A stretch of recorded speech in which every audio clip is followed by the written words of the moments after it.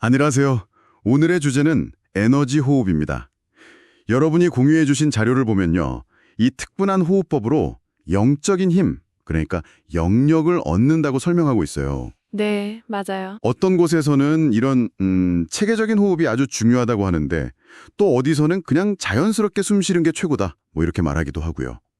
오늘 저희는 이 자료에 나온 구체적인 방법들, 그리고 특히 강조된 주의점들을 좀 자세히 살펴보려고 합니다. 자, 한번 시작해 볼까요? 네, 흥미로운 주제네요. 이런 종류의 호흡 수련은 사실 요가 같은 여러 전통에서 꽤 중요하게 다루죠. 자료에서도 요가 수행자들이 쓰는 방식이다 이런 언급이 있고요. 근데 시작하기 전에 그 자료에서 계속 강조하는 주의사항들 있잖아요. 이걸 먼저 짚고 넘어가는 게 좋을 것 같아요. 아, 맞아요. 네. 왜 이렇게 신중해야 하는지 그 배경부터 좀 이해할 필요가 있어 보입니다. 네, 맞아요. 그 주의사항이 생각보다 굉장히 상세하더라고요. 일단 시작 전에는 방광이나 위장을 비워야 한다. 그리고 식후에는 최소 30시간. 꽤 기네요. 네, 그쵸. 수화가 다 된 상태여야 한다는 거겠죠? 그리고 숨을 억지로 참지 말라는 경고가 아주 강하게 나와요. 잘못하면 폐에 무리가 갈 수도 있다고. 그 부분 중요하죠. 네, 공기 깨끗한 곳은 뭐 기본이고 흡연이나 약물 당연히 안 되고요.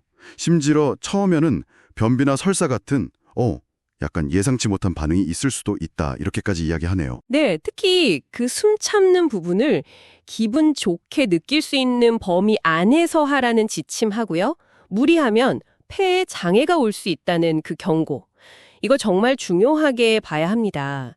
이건 그냥 기술적 실수를 넘어서 몸이 보내는 신호 있잖아요. 거기에 귀 기울이라는 아주 강력한 메시지인 거죠. 그렇군요. 몸의 신호? 그리고 그 초기 부작용 언급도 좀 흥미로운데요. 이게 뭐랄까, 수련한다고 바로 좋은 효과만 나타나는 게 아니라 몸이 좀 새로운 방식에 적응하는 시간이 필요할 수 있다. 이걸 미리 알려주는 것 같아요. 아, 하긴 일상적인 호흡이랑은 다르니까요. 네, 그런 반영일 수 있겠네요. 앉는 자세로는 연화자법, 그러니까 결과부자죠. 네. 그리고 성취자법, 반가부자. 이렇게 좀 안정적인 자세를 권장하고요. 첫 번째 호흡법이 복식 호흡이랑 일반 호흡의 결합이라고 나오는데 요가 하시는 분들이 주로 쓴다고 소개돼요. 이게 배를 부풀리면서 숨을 들이쉬고 그다음에 가슴을 펴면서 좀 더 들이쉬고. 아, 두 단계로 나눠서요? 네. 그리고 내쉴 때는 가슴 힘 먼저 빼고 마지막에 배를 이렇게 쑥 집어넣으면서 공기를 완전히 짜내듯이. 근데 이때 가슴이나 어깨는 막 들썩이면 안 된다고 하네요. 그 설명 뒤에 또 경고가 붙어 있죠. 배를 너무 부풀리면 탈장 위험이 있다고. 아, 맞아요. 그것도 있었어요. 네, 이게 효과를 막 키우려고 하다 보면 자기도 모르게 과하게 할 수 있잖아요.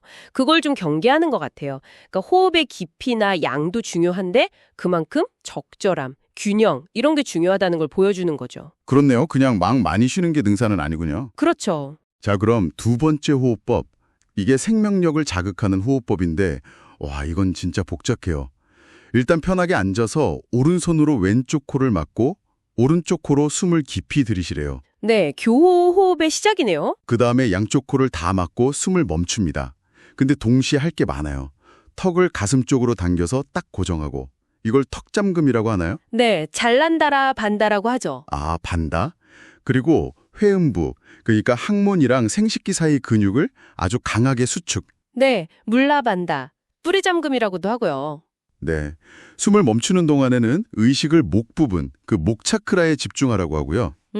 목 차크라. 한 30초 정도 있다가 풀 때는 회음부 수축을 먼저 풀고 그 다음에 턱잠금 풀고 마지막으로 오른쪽 코로 숨을 내쉬래요. 와, 이걸 10번 반복. 신경 쓸 게 한두 가지가 아니네요, 정말. 네, 확실히 그 절차가 훨씬 복잡하죠. 이 두 번째 방법은 여러 요소가 아주 정교하게 결합되어 있어요. 방금 말씀하신 한쪽 코 호흡, 그 교호 호흡이죠. 그리고 숨 참기, 쿰바카, 또 턱 잠금, 회음부 수축 같은 신체 잠금, 즉 반다. 마지막으로 특정 차크라에 대한 집중까지. 네네. 이런 기법들은 사실 전통적인 요가 호흡법 프라나야마에서 에너지, 즉 프라나의 흐름을 의식적으로 조절하려고 할 때 많이 쓰입니다. 뭐 에너지 각성이라든지 정화라든지 특정 목적을 위해서요. 아, 그래서 자료에서 생명력 자극이라고 표현했군요. 네, 그런 맥락으로 볼 수 있을 것 같아요. 특히 그 잠돔을 풀 때 순서 있잖아요. 회음부 먼저 풀고 턱을 풀라는 거, 이것도 아마 에너지 흐름을 특정 방향으로 유도하려는 그런 의도가 숨어 있을 수 있습니다. 그렇군요. 그림 안에서 나름의 의미를 갖는다고 볼 수 있겠죠? 네. 오늘 이렇게 살펴본 자료는 두 가지 구체적인 에너지 호흡법과 또 아주 상세한 주의사항들을 통해서요. 이 호흡이라는 게 단순 생명 유지를 넘어서는 어떤 특정 목적을 위한 도구가 될 수도 있다는 관점을 잘 보여준 것 같습니다. 그래서 이게 다 여러분께는 어떤 의미로 다가올까요? 이런 정교하게 설계된 수련법이 실제로 존재하고 그 효과만큼이나 과정에서의 안전 그리고 정확성이 정말 중요하다는 걸 시사하는 거겠죠? 네, 맞습니다. 마지막으로 이 자료를 보면서 한 가지 더 깊이 생각해 볼 만한 질문을 던져보고 싶어요. 이 호흡법들은 보면 신체적인 기술, 그러니까 숨을 어떻게 쉬고 몸의 특정 부위를 어떻게 조절하느냐 하는 것 외에도 아까 말씀하신 목 차크라에 의식을 집중하라는 것 같은 내면적인 지침을 포함하고 있잖아요. 아, 네. 의식 집중. 여기서 질문이 생기죠. 과연 단순히 기술들을 기계적으로 따라하는 것을 넘어서 이런 수련에서 의식의 집중이라든지 혹은 마음가짐 같은 것들이 실제로 어떤 역할을 할 수 있을까? 이 자료가 직접적인 답을 주진 않지만요. 여러분이 이 정보를 바탕으로 몸과 마음의 연결이라는 더 넓은 탐구를 한번 시작해 보실 수 있는 그런 흥미로운 출발점이 되지 않을까 싶습니다.